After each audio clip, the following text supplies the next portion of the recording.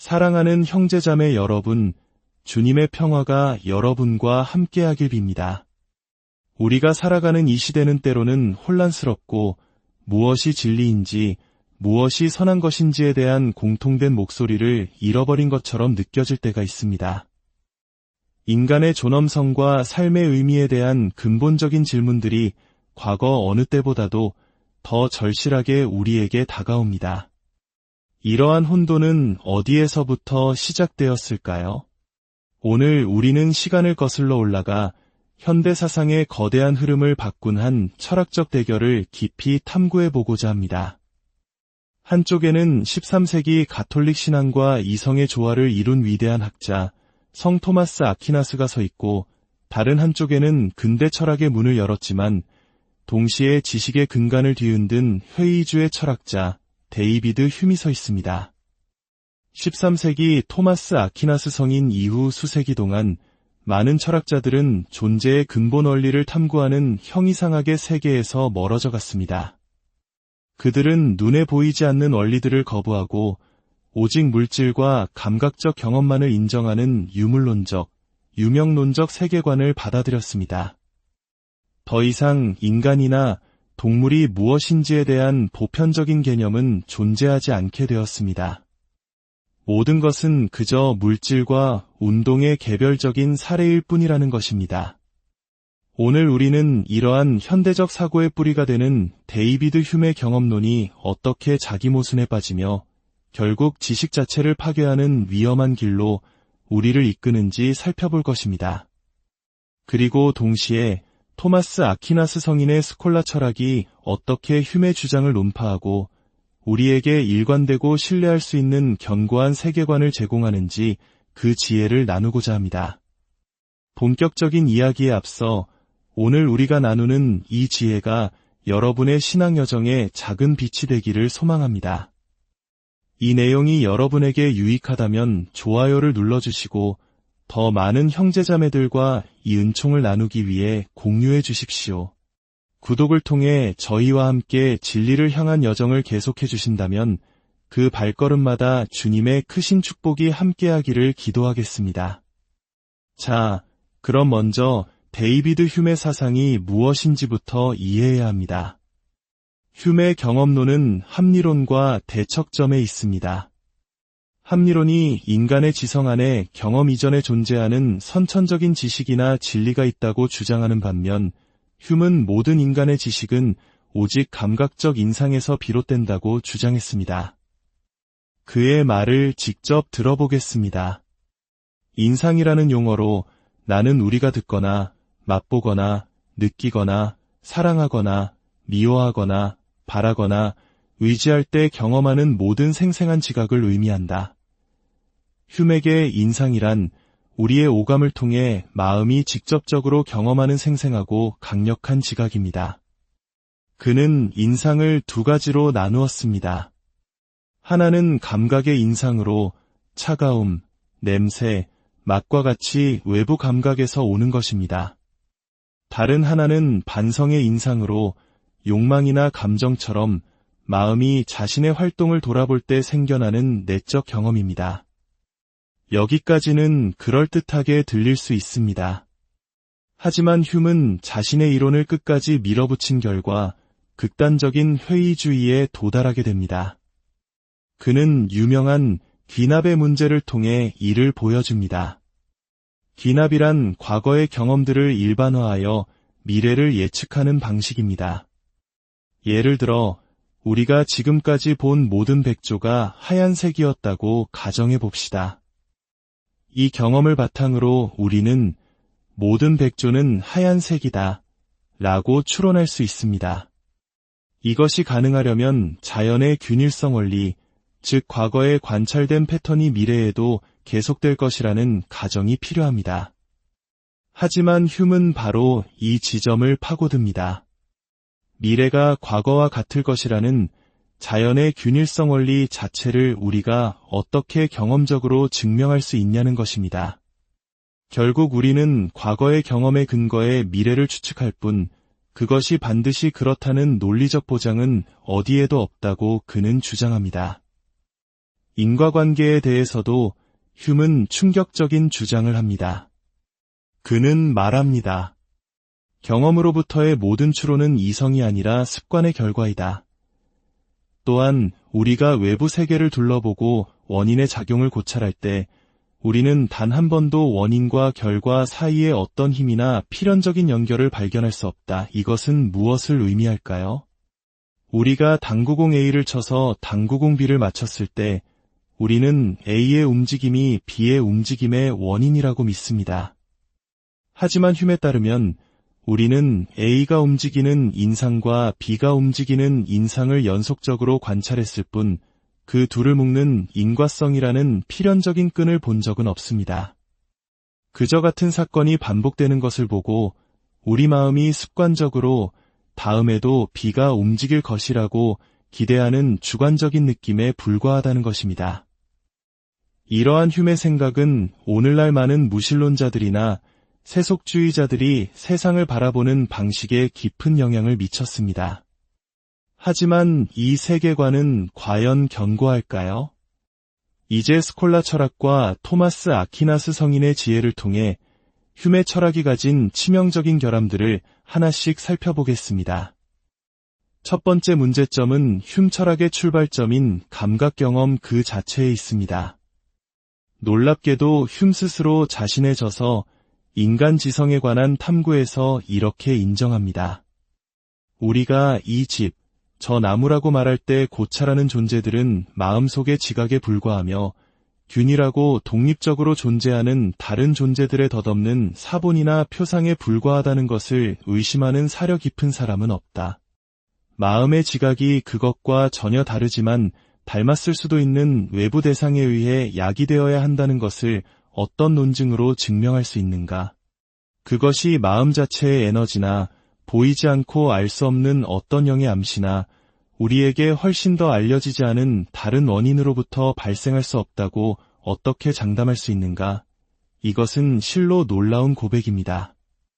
휴은 자신의 모든 지식체계가 감각경험에 기초하고 있음에도 불구하고 그 감각경험이 외부 세계를 올바르게 반영하고 있는지 확신할 수 없다고 말하고 있습니다. 어쩌면 우리가 보는 세상은 내 마음이 만들어낸 환상이거나 어떤 악마나 영이 우리를 속이는 것일 수도 있다는 가능성을 열어둔 것입니다.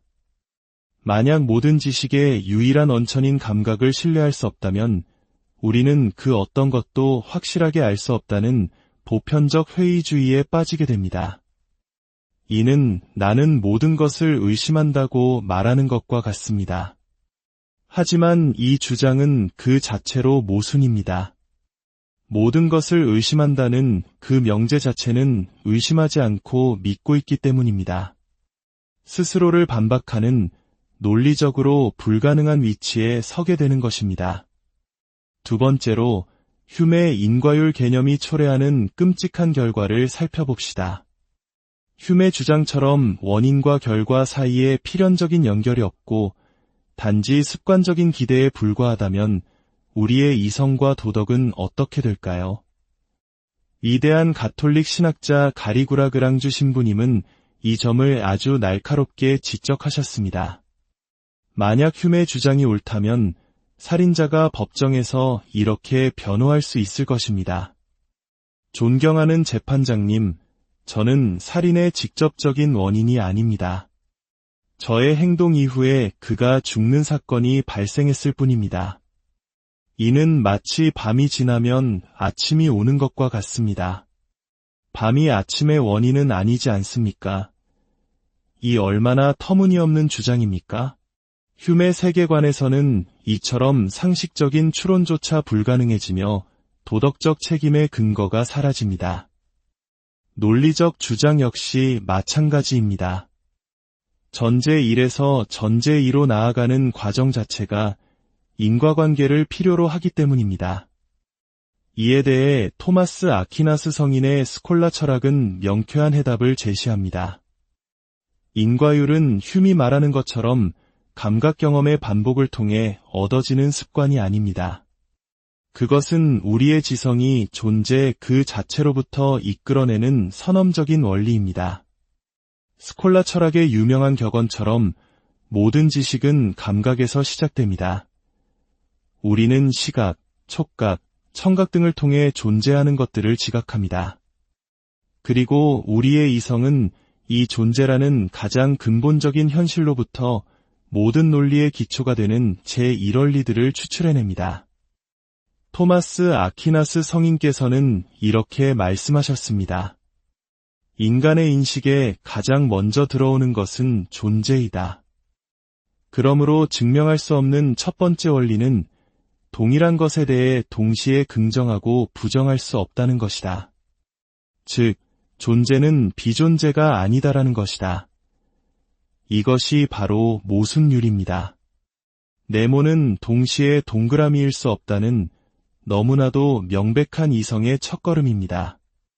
그리고 이 모순율 위에 충족 이유율이라는 또 다른 중요한 원리가 세워집니다. 모든 것에는 그것이 존재하거나 일어나게 된 충분한 이유가 있다는 원리입니다. 이 충족 이유율을 부정하는 것 역시 자기 모순에 빠집니다. 왜냐하면 충족 이유율을 부정하거나 의심하려면 그렇게 하는 이유가 있어야 하기 때문입니다. 즉, 그 원리를 부정하기 위해 그 원리를 사용하고 있는 셈입니다. 바로 이 충족 이유율이 인과율의 근본적인 토대입니다. 어떤 것이 존재하기 시작했다면 그 시작에는 반드시 충분한 이유, 즉 원인이 있어야 합니다. 따라서 휴미 인과율의 필연적 연결을 비판한 것은 이성적 사고의 가장 근본적인 기초를 공격한 것과 같습니다. 만약 동일한 원인이 동일한 상황에서 동일한 결과를 낳지 않는다면 원인이나 상황의 변화 없이 결과가 바뀐다는 것인데 이는 아무런 이유 없이 어떤 일이 일어난다는 뜻입니다. 이는 모든 과학적 탐구를 불가능하게 만드는 주장입니다. 마지막으로 휴메의 유명론이 가진 문제를 짚어보겠습니다. 유명론이란 보편적 개념이 실제하지 않고 단지 이름에 불과하다는 주장입니다. 예를 들어 세상에는 빨간 사과, 빨간 장미, 빨간 자동차가 있습니다. 토마스 아퀴나스와 같은 온건 실제론자들은 이 각각의 사물 안에 빨강이라는 보편적 성질이 실제로 내재한다고 봅니다. 하지만 흉과 같은 유명론자들은 빨강이라는 실체는 없으며 우리가 비슷한 것들을 편의상 빨갛다는 이름으로 묶어 부를 뿐이라고 주장합니다. 이 주장은 위험할까요? 만약 빨강이나 삼각형, 인간과 같은 보편자가 단지 이름에 불과하다면 모든 것의 기초가 되는 가장 근본적인 보편자인 존재 역시 이름에 불과하게 됩니다. 존재라는 개념 자체가 실체가 없다면 존재는 비존재가 아니다라는 모순율의 토대마저 무너져 내립니다. 결국 이성적 사고 자체가 불가능해지는 것입니다. 결론적으로 우리는 휴메 철학이 결국 극단적인 회의주의와 자기 모순적인 결론으로 이어진다는 것을 확인했습니다. 그의 철학은 감각에 의존하지만 감각을 신뢰할 수 없게 만들고 인과율을 부정하여 이성과 과학을 불가능하게 하며 유명론을 통해 논리의 기초마저 파괴합니다. 반면 성 토마스 아퀴나스의 스콜라 철학은 우리에게 일관되고 견고한 세계관을 선물합니다. 우리의 이성은 하느님께서 창조하신 이 세계의 질서를 파악할 능력이 있으며 감각 경험을 통해 존재의 근본 원리들을 이해하고 진리에 도달할 수 있음을 보여줍니다. 가리구라 그랑주 신부님은 휴메 체계가 너무나 터무니없고 불가능하기에 역설적으로 전통적 실제론의 진실성을 기류법을 통해 증명한다고까지 말씀하셨습니다. 어쩌면 하느님의 깊은 섭리는 우리가 진리의 소중함을 더욱 깊이 깨닫도록 흉과 같은 극단적인 오류를 잠시 허락하셨는지도 모릅니다. 칠흑 같은 어둠이 있어야 비로소 한 줄기 빛의 가치를 알 수 있는 것처럼 말입니다. 오늘 나눈 이 이야기가 혼란스러운 시대를 살아가는 우리 모두에게 진리를 분별하는 지혜와 신앙의 굳건한 토대를 마련하는 데 작은 도움이 되었기를 진심으로 바랍니다. 언제나 여러분의 삶에 하느님의 사랑과 평화가 가득하기를 기도합니다. 사랑하는 형제자매 여러분, 주님의 평화가 여러분과 함께하길 빕니다. 우리가 살아가는 이 시대는 때로는 혼란스럽고 무엇이 진리인지, 무엇이 선한 것인지에 대한 공통된 목소리를 잃어버린 것처럼 느껴질 때가 있습니다. 인간의 존엄성과 삶의 의미에 대한 근본적인 질문들이 과거 어느 때보다도 더 절실하게 우리에게 다가옵니다. 이러한 혼돈은 어디에서부터 시작되었을까요? 오늘 우리는 시간을 거슬러 올라가 현대 사상의 거대한 흐름을 바꾼 한 철학적 대결을 깊이 탐구해보고자 합니다. 한쪽에는 13세기 가톨릭 신앙과 이성의 조화를 이룬 위대한 학자 성 토마스 아퀴나스가 서 있고, 다른 한쪽에는 근대 철학의 문을 열었지만 동시에 지식의 근간을 뒤흔든 회의주의 철학자 데이비드 휴미 서 있습니다. 13세기 토마스 아퀴나스 성인 이후 수세기 동안 많은 철학자들은 존재의 근본 원리를 탐구하는 형이상학의 세계에서 멀어져 갔습니다. 그들은 눈에 보이지 않는 원리들을 거부하고 오직 물질과 감각적 경험만을 인정하는 유물론적, 유명론적 세계관을 받아들였습니다. 더 이상 인간이나 동물이 무엇인지에 대한 보편적인 개념은 존재하지 않게 되었습니다. 모든 것은 그저 물질과 운동의 개별적인 사례일 뿐이라는 것입니다. 오늘 우리는 이러한 현대적 사고의 뿌리가 되는 데이비드 휴메 경험론이 어떻게 자기 모순에 빠지며 결국 지식 자체를 파괴하는 위험한 길로 우리를 이끄는지 살펴볼 것입니다. 그리고 동시에 토마스 아퀴나스 성인의 스콜라 철학이 어떻게 휴메 주장을 논파하고 우리에게 일관되고 신뢰할 수 있는 견고한 세계관을 제공하는지 그 지혜를 나누고자 합니다. 본격적인 이야기에 앞서 오늘 우리가 나누는 이 지혜가 여러분의 신앙 여정에 작은 빛이 되기를 소망합니다. 이 내용이 여러분에게 유익하다면 좋아요를 눌러주시고 더 많은 형제자매들과 이 은총을 나누기 위해 공유해 주십시오. 구독을 통해 저희와 함께 진리를 향한 여정을 계속해 주신다면 그 발걸음마다 주님의 크신 축복이 함께하기를 기도하겠습니다. 자, 그럼 먼저 데이비드 휴메 사상이 무엇인지부터 이해해야 합니다. 휴메 경험론은 합리론과 대척점에 있습니다. 합리론이 인간의 지성 안에 경험 이전에 존재하는 선천적인 지식이나 진리가 있다고 주장하는 반면, 휴는 모든 인간의 지식은 오직 감각적 인상에서 비롯된다고 주장했습니다. 그의 말을 직접 들어보겠습니다. 인상이라는 용어로 나는 우리가 듣거나 맛보거나 느끼거나 사랑하거나 미워하거나 바라거나 의지할 때 경험하는 모든 생생한 지각을 의미한다. 휴메의 인상이란 우리의 오감을 통해 마음이 직접적으로 경험하는 생생하고 강력한 지각입니다. 그는 인상을 두 가지로 나누었습니다. 하나는 감각의 인상으로 차가움, 냄새, 맛과 같이 외부 감각에서 오는 것입니다. 다른 하나는 반성의 인상으로 욕망이나 감정처럼 마음이 자신의 활동을 돌아볼 때 생겨나는 내적 경험입니다. 여기까지는 그럴듯하게 들릴 수 있습니다. 하지만 휴는 자신의 이론을 끝까지 밀어붙인 결과 극단적인 회의주의에 도달하게 됩니다. 그는 유명한 귀납의 문제를 통해 이를 보여줍니다. 귀납이란 과거의 경험들을 일반화하여 미래를 예측하는 방식입니다. 예를 들어 우리가 지금까지 본 모든 백조가 하얀색이었다고 가정해 봅시다. 이 경험을 바탕으로 우리는 모든 백조는 하얀색이다 라고 추론할 수 있습니다. 이것이 가능하려면 자연의 균일성 원리, 즉 과거에 관찰된 패턴이 미래에도 계속될 것이라는 가정이 필요합니다. 하지만 휴는 바로 이 지점을 파고듭니다. 미래가 과거와 같을 것이라는 자연의 균일성 원리 자체를 우리가 어떻게 경험적으로 증명할 수 있냐는 것입니다. 결국 우리는 과거의 경험에 근거해 미래를 추측할 뿐 그것이 반드시 그렇다는 논리적 보장은 어디에도 없다고 그는 주장합니다. 인과관계에 대해서도 휴먼은 충격적인 주장을 합니다. 그는 말합니다. 경험으로부터의 모든 추론은 이성이 아니라 습관의 결과이다.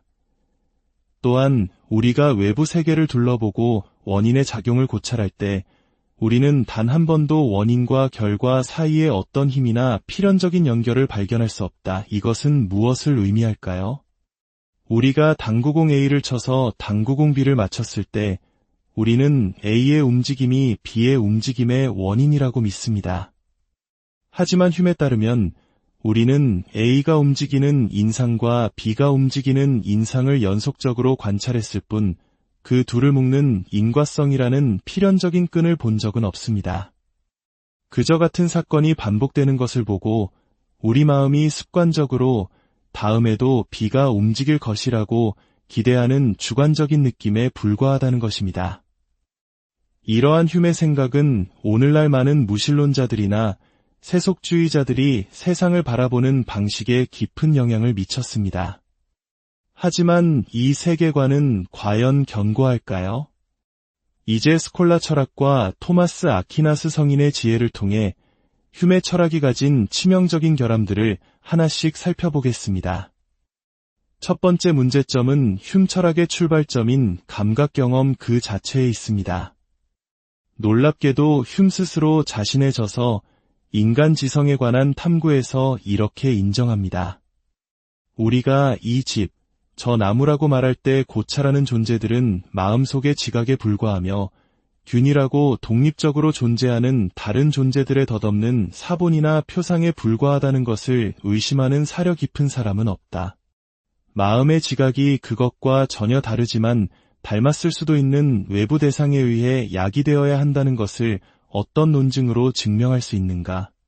그것이 마음 자체의 에너지나 보이지 않고 알 수 없는 어떤 영의 암시나 우리에게 훨씬 더 알려지지 않은 다른 원인으로부터 발생할 수 없다고 어떻게 장담할 수 있는가? 이것은 실로 놀라운 고백입니다. 휴먼은 자신의 모든 지식체계가 감각 경험에 기초하고 있음에도 불구하고 그 감각 경험이 외부 세계를 올바르게 반영하고 있는지 확신할 수 없다고 말하고 있습니다. 어쩌면 우리가 보는 세상은 내 마음이 만들어낸 환상이거나 어떤 악마나 영이 우리를 속이는 것일 수도 있다는 가능성을 열어둔 것입니다. 만약 모든 지식의 유일한 원천인 감각을 신뢰할 수 없다면 우리는 그 어떤 것도 확실하게 알 수 없다는 보편적 회의주의에 빠지게 됩니다. 이는 나는 모든 것을 의심한다고 말하는 것과 같습니다. 하지만 이 주장은 그 자체로 모순입니다. 모든 것을 의심한다는 그 명제 자체는 의심하지 않고 믿고 있기 때문입니다. 스스로를 반박하는 논리적으로 불가능한 위치에 서게 되는 것입니다. 두 번째로 휴메의 인과율 개념이 초래하는 끔찍한 결과를 살펴봅시다. 휴메 주장처럼 원인과 결과 사이에 필연적인 연결이 없고 단지 습관적인 기대에 불과하다면 우리의 이성과 도덕은 어떻게 될까요? 위대한 가톨릭 신학자 가리구라 그랑주 신부님은 이 점을 아주 날카롭게 지적하셨습니다. 만약 휴메의 주장이 옳다면 살인자가 법정에서 이렇게 변호할 수 있을 것입니다. 존경하는 재판장님, 저는 살인의 직접적인 원인이 아닙니다. 저의 행동 이후에 그가 죽는 사건이 발생했을 뿐입니다. 이는 마치 밤이 지나면 아침이 오는 것과 같습니다. 밤이 아침의 원인은 아니지 않습니까? 이 얼마나 터무니없는 주장입니까? 휴메 세계관에서는 이처럼 상식적인 추론조차 불가능해지며 도덕적 책임의 근거가 사라집니다. 논리적 주장 역시 마찬가지입니다. 전제 1에서 전제 2로 나아가는 과정 자체가 인과관계를 필요로 하기 때문입니다. 이에 대해 토마스 아퀴나스 성인의 스콜라 철학은 명쾌한 해답을 제시합니다. 인과율은 휴메이 말하는 것처럼 감각 경험의 반복을 통해 얻어지는 습관이 아닙니다. 그것은 우리의 지성이 존재 그 자체로부터 이끌어내는 선엄적인 원리입니다. 스콜라 철학의 유명한 격언처럼 모든 지식은 감각에서 시작됩니다. 우리는 시각, 촉각, 청각 등을 통해 존재하는 것들을 지각합니다. 그리고 우리의 이성은 이 존재라는 가장 근본적인 현실로부터 모든 논리의 기초가 되는 제1원리들을 추출해냅니다. 토마스 아퀴나스 성인께서는 이렇게 말씀하셨습니다. 인간의 인식에 가장 먼저 들어오는 것은 존재이다. 그러므로 증명할 수 없는 첫 번째 원리는 동일한 것에 대해 동시에 긍정하고 부정할 수 없다는 것이다. 즉, 존재는 비존재가 아니다라는 것이다. 이것이 바로 모순율입니다. 네모는 동시에 동그라미일 수 없다는 너무나도 명백한 이성의 첫걸음입니다. 그리고 이 모순율 위에 충족 이유율이라는 또 다른 중요한 원리가 세워집니다. 모든 것에는 그것이 존재하거나 일어나게 된 충분한 이유가 있다는 원리입니다. 이 충족 이유율을 부정하는 것 역시 자기 모순에 빠집니다. 왜냐하면 충족 이유율을 부정하거나 의심하려면 그렇게 하는 이유가 있어야 하기 때문입니다. 즉, 그 원리를 부정하기 위해 그 원리를 사용하고 있는 셈입니다. 바로 이 충족 이유율이 인과율의 근본적인 토대입니다. 어떤 것이 존재하기 시작했다면 그 시작에는 반드시 충분한 이유, 즉 원인이 있어야 합니다. 따라서 휴미 인과율의 필연적 연결을 비판한 것은 이성적 사고의 가장 근본적인 기초를 공격한 것과 같습니다. 만약 동일한 원인이 동일한 상황에서 동일한 결과를 낳지 않는다면 원인이나 상황의 변화 없이 결과가 바뀐다는 것인데 이는 아무런 이유 없이 어떤 일이 일어난다는 뜻입니다. 이는 모든 과학적 탐구를 불가능하게 만드는 주장입니다. 마지막으로 휴메의 유명론이 가진 문제를 짚어보겠습니다. 유명론이란 보편적 개념이 실제하지 않고 단지 이름에 불과하다는 주장입니다. 예를 들어 세상에는 빨간 사과, 빨간 장미, 빨간 자동차가 있습니다. 토마스 아퀴나스와 같은 온건 실제론자들은 이 각각의 사물 안에 빨강이라는 보편적 성질이 실제로 내재한다고 봅니다.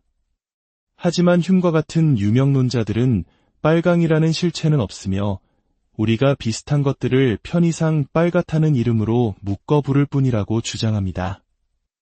이 주장은 위험할까요? 만약 빨강이나 삼각형, 인간과 같은 보편자가 단지 이름에 불과하다면 모든 것의 기초가 되는 가장 근본적인 보편자인 존재 역시 이름에 불과하게 됩니다. 존재라는 개념 자체가 실체가 없다면 존재는 비존재가 아니다라는 모순율의 토대마저 무너져 내립니다. 결국 이성적 사고 자체가 불가능해지는 것입니다. 결론적으로 우리는 휴메 철학이 결국 극단적인 회의주의와 자기 모순적인 결론으로 이어진다는 것을 확인했습니다. 그의 철학은 감각에 의존하지만 감각을 신뢰할 수 없게 만들고 인과율을 부정하여 이성과 과학을 불가능하게 하며 유명론을 통해 논리의 기초마저 파괴합니다. 반면 성 토마스 아퀴나스의 스콜라 철학은 우리에게 일관되고 견고한 세계관을 선물합니다. 우리의 이성은 하느님께서 창조하신 이 세계의 질서를 파악할 능력이 있으며 감각 경험을 통해 존재의 근본 원리들을 이해하고 진리에 도달할 수 있음을 보여줍니다. 가리구라 그랑주 신부님은 휴메 체계가 너무나 터무니없고 불가능하기에 역설적으로 전통적 실제론의 진실성을 기류법을 통해 증명한다고까지 말씀하셨습니다. 어쩌면 하느님의 깊은 섭리는 우리가 진리의 소중함을 더욱 깊이 깨닫도록 흉과 같은 극단적인 오류를 잠시 허락하셨는지도 모릅니다. 칠흑 같은 어둠이 있어야 비로소 한 줄기 빛의 가치를 알 수 있는 것처럼 말입니다. 오늘 나눈 이 이야기가 혼란스러운 시대를 살아가는 우리 모두에게 진리를 분별하는 지혜와 신앙의 굳건한 토대를 마련하는데 작은 도움이 되었기를 진심으로 바랍니다. 언제나 여러분의 삶에 하느님의 사랑과 평화가 가득하기를 기도합니다. 사랑하는 형제자매 여러분, 주님의 평화가 여러분과 함께하길 빕니다. 우리가 살아가는 이 시대는 때로는 혼란스럽고 무엇이 진리인지, 무엇이 선한 것인지에 대한 공통된 목소리를 잃어버린 것처럼 느껴질 때가 있습니다. 인간의 존엄성과 삶의 의미에 대한 근본적인 질문들이 과거 어느 때보다도 더 절실하게 우리에게 다가옵니다. 이러한 혼돈은 어디에서부터 시작되었을까요? 오늘 우리는 시간을 거슬러 올라가 현대 사상의 거대한 흐름을 바꾼 한 철학적 대결을 깊이 탐구해보고자 합니다. 한쪽에는 13세기 가톨릭 신앙과 이성의 조화를 이룬 위대한 학자 성 토마스 아퀴나스가 서 있고, 다른 한쪽에는 근대 철학의 문을 열었지만 동시에 지식의 근간을 뒤흔든 회의주의 철학자 데이비드 휴미 서 있습니다. 13세기 토마스 아퀴나스 성인 이후 수세기 동안 많은 철학자들은 존재의 근본 원리를 탐구하는 형이상학의 세계에서 멀어져 갔습니다. 그들은 눈에 보이지 않는 원리들을 거부하고 오직 물질과 감각적 경험만을 인정하는 유물론적, 유명론적 세계관을 받아들였습니다. 더 이상 인간이나 동물이 무엇인지에 대한 보편적인 개념은 존재하지 않게 되었습니다. 모든 것은 그저 물질과 운동의 개별적인 사례일 뿐이라는 것입니다. 오늘 우리는 이러한 현대적 사고의 뿌리가 되는 데이비드 휴메 경험론이 어떻게 자기 모순에 빠지며 결국 지식 자체를 파괴하는 위험한 길로 우리를 이끄는지 살펴볼 것입니다. 그리고 동시에 토마스 아퀴나스 성인의 스콜라 철학이 어떻게 휴메 주장을 논파하고 우리에게 일관되고 신뢰할 수 있는 견고한 세계관을 제공하는지 그 지혜를 나누고자 합니다. 본격적인 이야기에 앞서 오늘 우리가 나누는 이 지혜가 여러분의 신앙 여정에 작은 빛이 되기를 소망합니다. 이 내용이 여러분에게 유익하다면 좋아요를 눌러주시고 더 많은 형제자매들과 이 은총을 나누기 위해 공유해 주십시오. 구독을 통해 저희와 함께 진리를 향한 여정을 계속해 주신다면 그 발걸음마다 주님의 크신 축복이 함께하기를 기도하겠습니다. 자, 그럼 먼저 데이비드 휴메 사상이 무엇인지부터 이해해야 합니다. 휴메 경험론은 합리론과 대척점에 있습니다.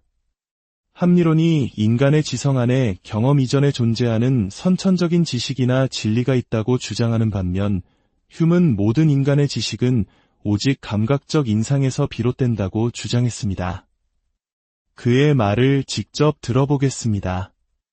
인상이라는 용어로 나는 우리가 듣거나 맛보거나 느끼거나 사랑하거나 미워하거나 바라거나 의지할 때 경험하는 모든 생생한 지각을 의미한다. 휴맥의 인상이란 우리의 오감을 통해 마음이 직접적으로 경험하는 생생하고 강력한 지각입니다. 그는 인상을 두 가지로 나누었습니다. 하나는 감각의 인상으로 차가움, 냄새, 맛과 같이 외부 감각에서 오는 것입니다. 다른 하나는 반성의 인상으로 욕망이나 감정처럼 마음이 자신의 활동을 돌아볼 때 생겨나는 내적 경험입니다. 여기까지는 그럴듯하게 들릴 수 있습니다. 하지만 휴는 자신의 이론을 끝까지 밀어붙인 결과 극단적인 회의주의에 도달하게 됩니다. 그는 유명한 귀납의 문제를 통해 이를 보여줍니다. 귀납이란 과거의 경험들을 일반화하여 미래를 예측하는 방식입니다. 예를 들어 우리가 지금까지 본 모든 백조가 하얀색이었다고 가정해 봅시다. 이 경험을 바탕으로 우리는 모든 백조는 하얀색이다 라고 추론할 수 있습니다. 이것이 가능하려면 자연의 균일성 원리, 즉 과거에 관찰된 패턴이 미래에도 계속될 것이라는 가정이 필요합니다. 하지만 휴는 바로 이 지점을 파고듭니다. 미래가 과거와 같을 것이라는 자연의 균일성 원리 자체를 우리가 어떻게 경험적으로 증명할 수 있냐는 것입니다. 결국 우리는 과거의 경험에 근거해 미래를 추측할 뿐 그것이 반드시 그렇다는 논리적 보장은 어디에도 없다고 그는 주장합니다. 인과관계에 대해서도 휴먼은 충격적인 주장을 합니다. 그는 말합니다. 경험으로부터의 모든 추론은 이성이 아니라 습관의 결과이다. 또한 우리가 외부 세계를 둘러보고 원인의 작용을 고찰할 때 우리는 단 한 번도 원인과 결과 사이에 어떤 힘이나 필연적인 연결을 발견할 수 없다. 이것은 무엇을 의미할까요? 우리가 당구공 A를 쳐서 당구공 B를 맞췄을 때 우리는 A의 움직임이 B의 움직임의 원인이라고 믿습니다. 하지만 휴메에 따르면 우리는 A가 움직이는 인상과 B가 움직이는 인상을 연속적으로 관찰했을 뿐 그 둘을 묶는 인과성이라는 필연적인 끈을 본 적은 없습니다. 그저 같은 사건이 반복되는 것을 보고 우리 마음이 습관적으로 다음에도 B가 움직일 것이라고 기대하는 주관적인 느낌에 불과하다는 것입니다. 이러한 휴메의 생각은 오늘날 많은 무신론자들이나 세속주의자들이 세상을 바라보는 방식에 깊은 영향을 미쳤습니다. 하지만 이 세계관은 과연 견고할까요? 이제 스콜라 철학과 토마스 아퀴나스 성인의 지혜를 통해 휴메 철학이 가진 치명적인 결함들을 하나씩 살펴보겠습니다. 첫 번째 문제점은 휴메 철학의 출발점인 감각 경험 그 자체에 있습니다. 놀랍게도 휴메 스스로 자신의 저서 인간 지성에 관한 탐구에서 이렇게 인정합니다. 우리가 이 집, 저 나무라고 말할 때 고찰하는 존재들은 마음속의 지각에 불과하며 균일하고 독립적으로 존재하는 다른 존재들에 덧없는 사본이나 표상에 불과하다는 것을 의심하는 사려 깊은 사람은 없다. 마음의 지각이 그것과 전혀 다르지만 닮았을 수도 있는 외부 대상에 의해 야기되어야 한다는 것을 어떤 논증으로 증명할 수 있는가? 그것이 마음 자체의 에너지나 보이지 않고 알 수 없는 어떤 영의 암시나 우리에게 훨씬 더 알려지지 않은 다른 원인으로부터 발생할 수 없다고 어떻게 장담할 수 있는가? 이것은 실로 놀라운 고백입니다. 휴먼은 자신의 모든 지식체계가 감각 경험에 기초하고 있음에도 불구하고 그 감각 경험이 외부 세계를 올바르게 반영하고 있는지 확신할 수 없다고 말하고 있습니다. 어쩌면 우리가 보는 세상은 내 마음이 만들어낸 환상이거나 어떤 악마나 영이 우리를 속이는 것일 수도 있다는 가능성을 열어둔 것입니다. 만약 모든 지식의 유일한 원천인 감각을 신뢰할 수 없다면 우리는 그 어떤 것도 확실하게 알 수 없다는 보편적 회의주의에 빠지게 됩니다. 이는 나는 모든 것을 의심한다고 말하는 것과 같습니다. 하지만 이 주장은 그 자체로 모순입니다. 모든 것을 의심한다는 그 명제 자체는 의심하지 않고 믿고 있기 때문입니다. 스스로를 반박하는 논리적으로 불가능한 위치에 서게 되는 것입니다. 두 번째로 휴메의 인과율 개념이 초래하는 끔찍한 결과를 살펴봅시다. 휴메 주장처럼 원인과 결과 사이에 필연적인 연결이 없고 단지 습관적인 기대에 불과하다면 우리의 이성과 도덕은 어떻게 될까요? 위대한 가톨릭 신학자 가리구라 그랑주 신부님은 이 점을 아주 날카롭게 지적하셨습니다. 만약 휴메의 주장이 옳다면 살인자가 법정에서 이렇게 변호할 수 있을 것입니다. 존경하는 재판장님, 저는 살인의 직접적인 원인이 아닙니다. 저의 행동 이후에 그가 죽는 사건이 발생했을 뿐입니다. 이는 마치 밤이 지나면 아침이 오는 것과 같습니다. 밤이 아침의 원인은 아니지 않습니까? 이 얼마나 터무니없는 주장입니까? 휴메 세계관에서는 이처럼 상식적인 추론조차 불가능해지며 도덕적 책임의 근거가 사라집니다. 논리적 주장 역시 마찬가지입니다. 전제 1에서 전제 2로 나아가는 과정 자체가 인과관계를 필요로 하기 때문입니다. 이에 대해 토마스 아퀴나스 성인의 스콜라 철학은 명쾌한 해답을 제시합니다. 인과율은 흄이 말하는 것처럼 감각 경험의 반복을 통해 얻어지는 습관이 아닙니다. 그것은 우리의 지성이 존재 그 자체로부터 이끌어내는 선엄적인 원리입니다. 스콜라 철학의 유명한 격언처럼 모든 지식은 감각에서 시작됩니다.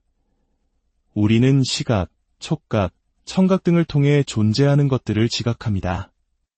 그리고 우리의 이성은 이 존재라는 가장 근본적인 현실로부터 모든 논리의 기초가 되는 제1원리들을 추출해냅니다. 토마스 아퀴나스 성인께서는 이렇게 말씀하셨습니다. 인간의 인식에 가장 먼저 들어오는 것은 존재이다. 그러므로 증명할 수 없는 첫 번째 원리는 동일한 것에 대해 동시에 긍정하고 부정할 수 없다는 것이다. 즉, 존재는 비존재가 아니다라는 것이다. 이것이 바로 모순율입니다. 네모는 동시에 동그라미일 수 없다는 너무나도 명백한 이성의 첫걸음입니다. 그리고 이 모순율 위에 충족 이유율이라는 또 다른 중요한 원리가 세워집니다. 모든 것에는 그것이 존재하거나 일어나게 된 충분한 이유가 있다는 원리입니다. 이 충족 이유율을 부정하는 것 역시 자기 모순에 빠집니다. 왜냐하면 충족 이유율을 부정하거나 의심하려면 그렇게 하는 이유가 있어야 하기 때문입니다. 즉, 그 원리를 부정하기 위해 그 원리를 사용하고 있는 셈입니다. 바로 이 충족 이유율이 인과율의 근본적인 토대입니다. 어떤 것이 존재하기 시작했다면 그 시작에는 반드시 충분한 이유, 즉 원인이 있어야 합니다. 따라서 흄이 인과율의 필연적 연결을 비판한 것은 이성적 사고의 가장 근본적인 기초를 공격한 것과 같습니다. 만약 동일한 원인이 동일한 상황에서 동일한 결과를 낳지 않는다면 원인이나 상황의 변화 없이 결과가 바뀐다는 것인데 이는 아무런 이유 없이 어떤 일이 일어난다는 뜻입니다. 이는 모든 과학적 탐구를 불가능하게 만드는 주장입니다. 마지막으로 흄의 유명론이 가진 문제를 짚어보겠습니다. 유명론이란 보편적 개념이 실제하지 않고 단지 이름에 불과하다는 주장입니다. 예를 들어 세상에는 빨간 사과, 빨간 장미, 빨간 자동차가 있습니다. 토마스 아퀴나스와 같은 온건 실제론자들은 이 각각의 사물 안에 빨강이라는 보편적 성질이 실제로 내재한다고 봅니다. 하지만 흄과 같은 유명론자들은 빨강이라는 실체는 없으며 우리가 비슷한 것들을 편의상 빨갛다는 이름으로 묶어 부를 뿐이라고 주장합니다. 이 주장은 위험할까요? 만약 빨강이나 삼각형, 인간과 같은 보편자가 단지 이름에 불과하다면 모든 것의 기초가 되는 가장 근본적인 보편자인 존재 역시 이름에 불과하게 됩니다. 존재라는 개념 자체가 실체가 없다면 존재는 비존재가 아니다라는 모순율의 토대마저 무너져 내립니다. 결국 이성적 사고 자체가 불가능해지는 것입니다. 결론적으로 우리는 흄의 철학이 결국 극단적인 회의주의와 자기 모순적인 결론으로 이어진다는 것을 확인했습니다. 그의 철학은 감각에 의존하지만 감각을 신뢰할 수 없게 만들고 인과율을 부정하여 이성과 과학을 불가능하게 하며 유명론을 통해 논리의 기초마저 파괴합니다. 반면 성 토마스 아퀴나스의 스콜라 철학은 우리에게 일관되고 견고한 세계관을 선물합니다. 우리의 이성은 하느님께서 창조하신 이 세계의 질서를 파악할 능력이 있으며 감각 경험을 통해 존재의 근본 원리들을 이해하고 진리에 도달할 수 있음을 보여줍니다. 가리구라 그랑주 신부님은 흄의 체계가 너무나 터무니없고 불가능하기에 역설적으로 전통적 실제론의 진실성을 기류법을 통해 증명한다고까지 말씀하셨습니다.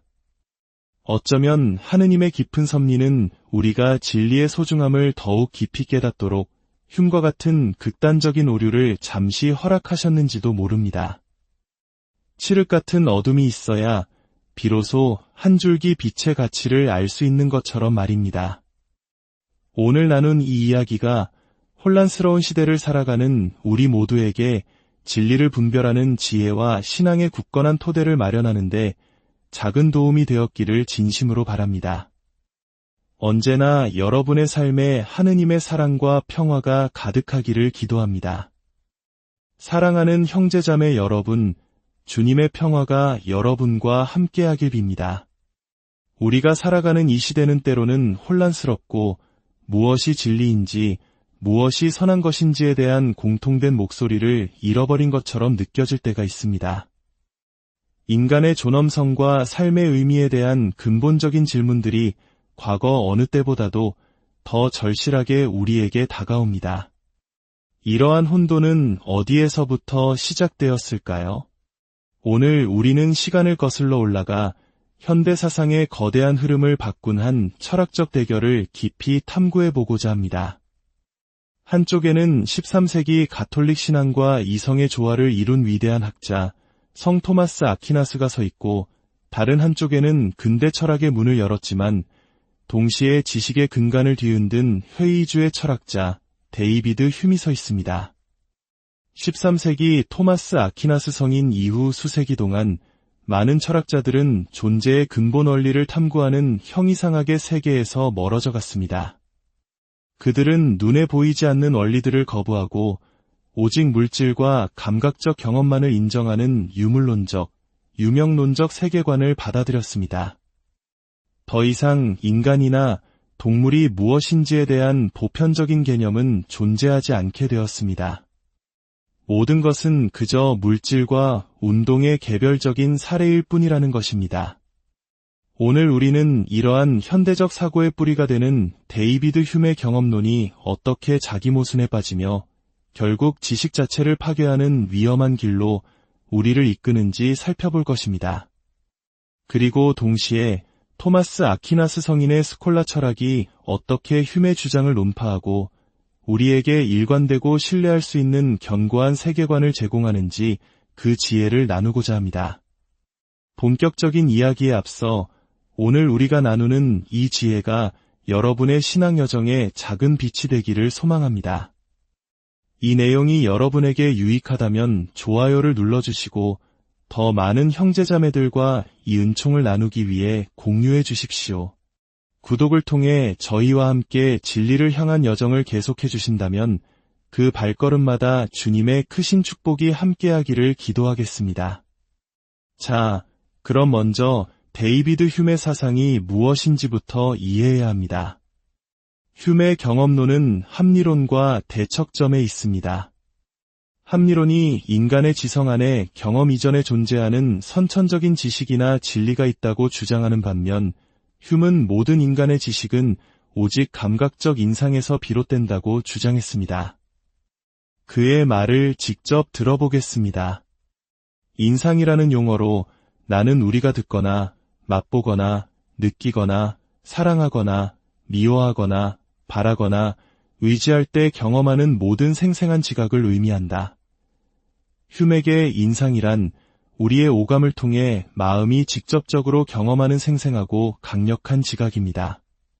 그는 인상을 두 가지로 나누었습니다. 하나는 감각의 인상으로 차가움, 냄새, 맛과 같이 외부 감각에서 오는 것입니다. 다른 하나는 반성의 인상으로 욕망이나 감정처럼 마음이 자신의 활동을 돌아볼 때 생겨나는 내적 경험입니다. 여기까지는 그럴듯하게 들릴 수 있습니다.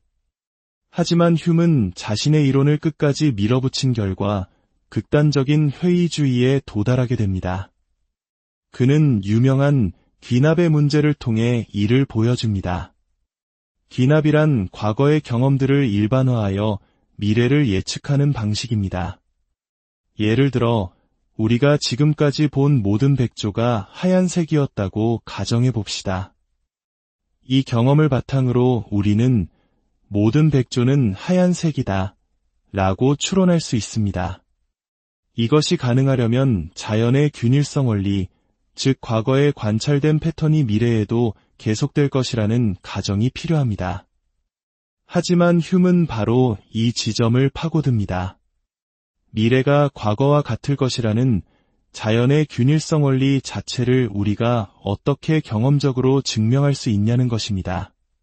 결국 우리는 과거의 경험에 근거해 미래를 추측할 뿐 그것이 반드시 그렇다는 논리적 보장은 어디에도 없다고 그는 주장합니다.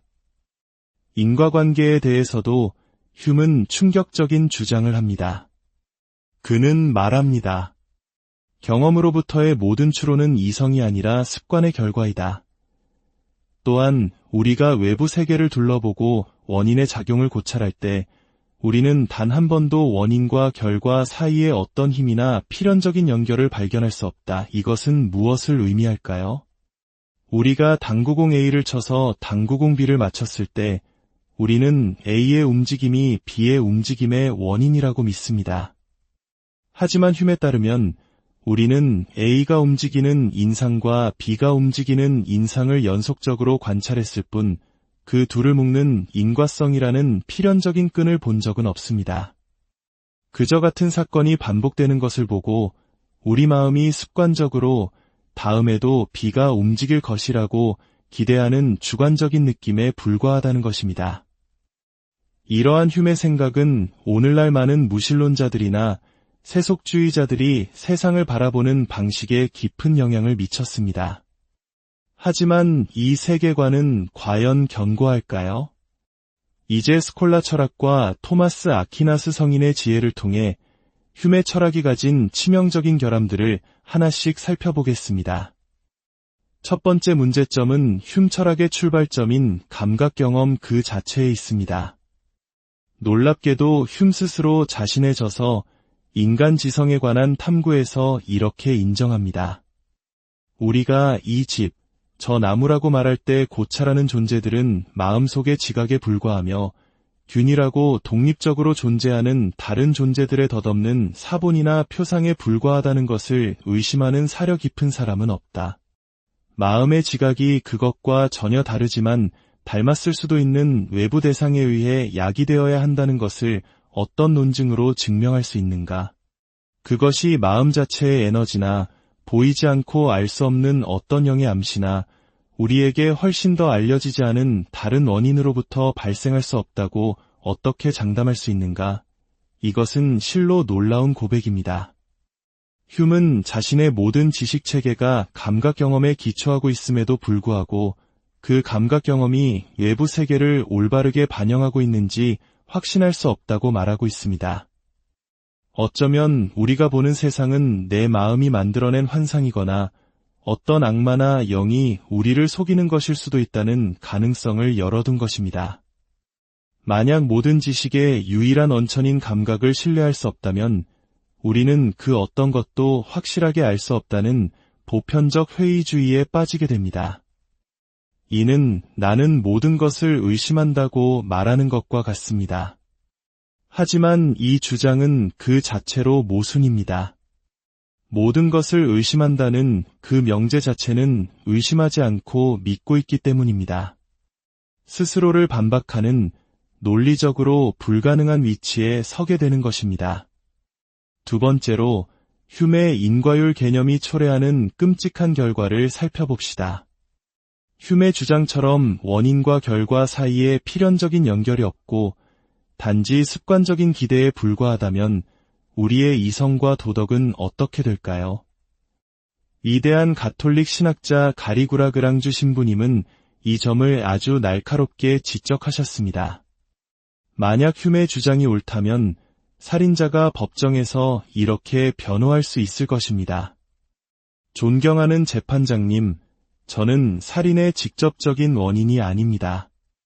저의 행동 이후에 그가 죽는 사건이 발생했을 뿐입니다. 이는 마치 밤이 지나면 아침이 오는 것과 같습니다. 밤이 아침의 원인은 아니지 않습니까? 이 얼마나 터무니없는 주장입니까? 휴메 세계관에서는 이처럼 상식적인 추론조차 불가능해지며 도덕적 책임의 근거가 사라집니다. 논리적 주장 역시 마찬가지입니다. 전제 1에서 전제 2로 나아가는 과정 자체가 인과관계를 필요로 하기 때문입니다. 이에 대해 토마스 아퀴나스 성인의 스콜라 철학은 명쾌한 해답을 제시합니다. 인과율은 흄이 말하는 것처럼 감각 경험의 반복을 통해 얻어지는 습관이 아닙니다. 그것은 우리의 지성이 존재 그 자체로부터 이끌어내는 선엄적인 원리입니다. 스콜라 철학의 유명한 격언처럼 모든 지식은 감각에서 시작됩니다. 우리는 시각, 촉각, 청각 등을 통해 존재하는 것들을 지각합니다. 그리고 우리의 이성은 이 존재라는 가장 근본적인 현실로부터 모든 논리의 기초가 되는 제1원리들을 추출해냅니다. 토마스 아퀴나스 성인께서는 이렇게 말씀하셨습니다. 인간의 인식에 가장 먼저 들어오는 것은 존재이다. 그러므로 증명할 수 없는 첫 번째 원리는 동일한 것에 대해 동시에 긍정하고 부정할 수 없다는 것이다. 즉, 존재는 비존재가 아니다라는 것이다. 이것이 바로 모순율입니다. 네모는 동시에 동그라미일 수 없다는 너무나도 명백한 이성의 첫걸음입니다. 그리고 이 모순율 위에 충족 이유율이라는 또 다른 중요한 원리가 세워집니다. 모든 것에는 그것이 존재하거나 일어나게 된 충분한 이유가 있다는 원리입니다. 이 충족 이유율을 부정하는 것 역시 자기 모순에 빠집니다. 왜냐하면 충족 이유율을 부정하거나 의심하려면 그렇게 하는 이유가 있어야 하기 때문입니다. 즉, 그 원리를 부정하기 위해 그 원리를 사용하고 있는 셈입니다. 바로 이 충족 이유율이 인과율의 근본적인 토대입니다. 어떤 것이 존재하기 시작했다면 그 시작에는 반드시 충분한 이유, 즉 원인이 있어야 합니다. 따라서 흄이 인과율의 필연적 연결을 비판한 것은 이성적 사고의 가장 근본적인 기초를 공격한 것과 같습니다. 만약 동일한 원인이 동일한 상황에서 동일한 결과를 낳지 않는다면 원인이나 상황의 변화 없이 결과가 바뀐다는 것인데 이는 아무런 이유 없이 어떤 일이 일어난다는 뜻입니다. 이는 모든 과학적 탐구를 불가능하게 만드는 주장입니다. 마지막으로 흄의 유명론이 가진 문제를 짚어보겠습니다. 유명론이란 보편적 개념이 실제하지 않고 단지 이름에 불과하다는 주장입니다. 예를 들어 세상에는 빨간 사과, 빨간 장미, 빨간 자동차가 있습니다. 토마스 아퀴나스와 같은 온건 실제론자들은 이 각각의 사물 안에 빨강이라는 보편적 성질이 실제로 내재한다고 봅니다. 하지만 흄과 같은 유명론자들은 빨강이라는 실체는 없으며 우리가 비슷한 것들을 편의상 빨갛다는 이름으로 묶어 부를 뿐이라고 주장합니다. 이 주장은 위험할까요? 만약 빨강이나 삼각형, 인간과 같은 보편자가 단지 이름에 불과하다면 모든 것의 기초가 되는 가장 근본적인 보편자인 존재 역시 이름에 불과하게 됩니다. 존재라는 개념 자체가 실체가 없다면 존재는 비존재가 아니다라는 모순율의 토대마저 무너져 내립니다.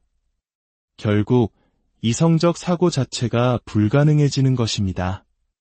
결론적으로 우리는 흄의 철학이 결국 극단적인 회의주의와 자기 모순적인 결론으로 이어진다는 것을 확인했습니다.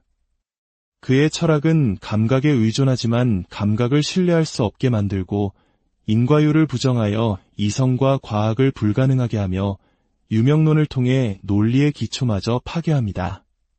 반면 성 토마스 아퀴나스의 스콜라 철학은 우리에게 일관되고 견고한 세계관을 선물합니다. 우리의 이성은 하느님께서 창조하신 이 세계의 질서를 파악할 능력이 있으며 감각 경험을 통해 존재의 근본 원리들을 이해하고 진리에 도달할 수 있음을 보여줍니다.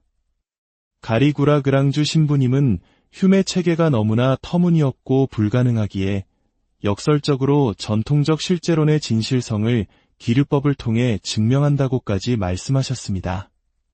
어쩌면 하느님의 깊은 섭리는 우리가 진리의 소중함을 더욱 깊이 깨닫도록 흄과 같은 극단적인 오류를 잠시 허락하셨는지도 모릅니다. 칠흑 같은 어둠이 있어야 비로소 한 줄기 빛의 가치를 알 수 있는 것처럼 말입니다. 오늘 나눈 이 이야기가 혼란스러운 시대를 살아가는 우리 모두에게 진리를 분별하는 지혜와 신앙의 굳건한 토대를 마련하는데 작은 도움이 되었기를 진심으로 바랍니다. 언제나 여러분의 삶에 하느님의 사랑과 평화가